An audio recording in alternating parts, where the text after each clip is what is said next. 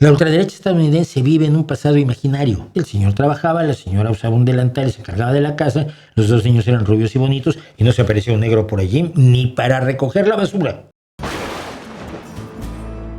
Luis Fernando Madrigal, ¿podrías hablar un poco sobre el nuevo movimiento de quitarle el voto a la mujer en los Estados Unidos y México, usando como excusa el pretexto de que la cabeza del hogar es el hombre? Sí, mira, te voy a decir cuál es el problema. Cuando yo tenía 5 años, mi padre se piró, se hizo humo, y luego eso de que hay que pagar la manutención del hijo, pues, se lo tomó bastante poco en serio, y pues, prácticamente no pasó dinero nunca, ¿no? Entonces mi madre, que era una señora pequeñita, acostumbrada a una vida un poco más opulenta en su niñez, cuando mi abuelo tenía dinero, cuando murió mi abuelo, los socios se llevaron hasta la pelusa de las alfombras, y todas tuvieron que aprender a trabajar desde muy pequeñas y trabajaron toda su vida, como he trabajado yo. Mi madre era la cabeza de mi hogar. Entonces decirme que tienen que votar mi padre que no está porque mi madre está trabajando, me parece una putada mayúscula. Es una visión absolutamente de película de los años 50. La ultraderecha estadounidense vive en un pasado imaginario, en un pasado donde todo era bonito porque todas las casitas eran iguales, las little houses on the hillside, como decía Pete Seeger.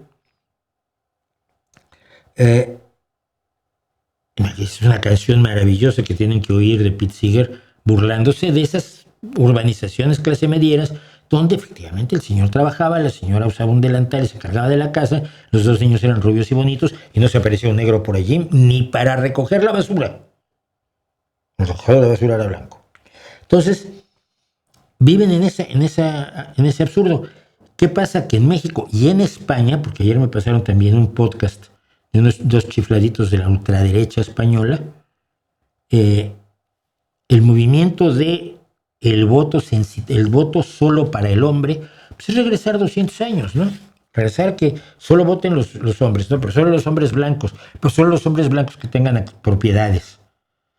Pero solo los hombres blancos que tengan propiedades y no hayan sido nunca no hayan tenido ningún problema legal, o no los haya perdonado Donald Trump. Y pues allí donde estás, ¿sabes dónde estás?